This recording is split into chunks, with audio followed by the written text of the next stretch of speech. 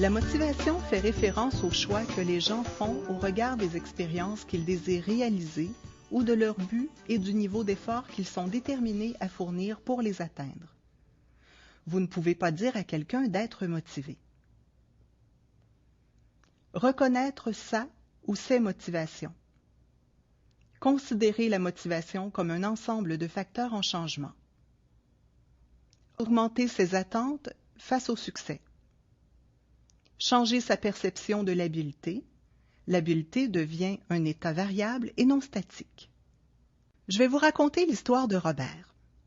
À l'époque, il était au chômage et il écrivit à un grand journal pour offrir ses services comme caricaturiste. On lui répondit que le journal n'avait pas besoin de lui.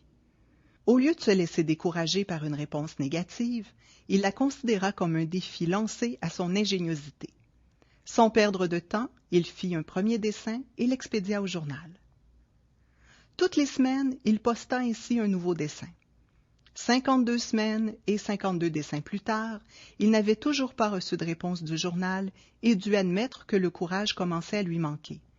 Mais il se refusa d'abandonner. Le dessin suivant représentait un homme à l'air désespéré qui courait tout autour d'un immeuble en criant « Il y a sûrement un moyen d'entrer !» Cette fois, le journal lui répondit « Vous commencez à travailler lundi. » La persévérance est une vertu aussi ancienne que la sagesse. Si vous voulez accomplir de grandes choses dans votre vie, faites preuve de persévérance. Parlez-en à Robert. D'ailleurs, quand on lit la biographie de nombreuses personnalités célèbres qui ont réussi à atteindre leur but, on peut constater que l'histoire se répète. En voici quelques exemples.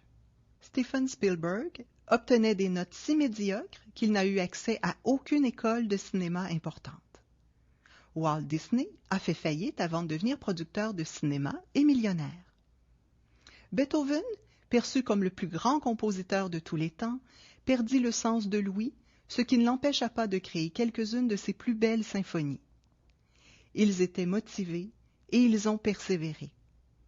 Et vous, vous considérez-vous comme une personne motivée et persévérante?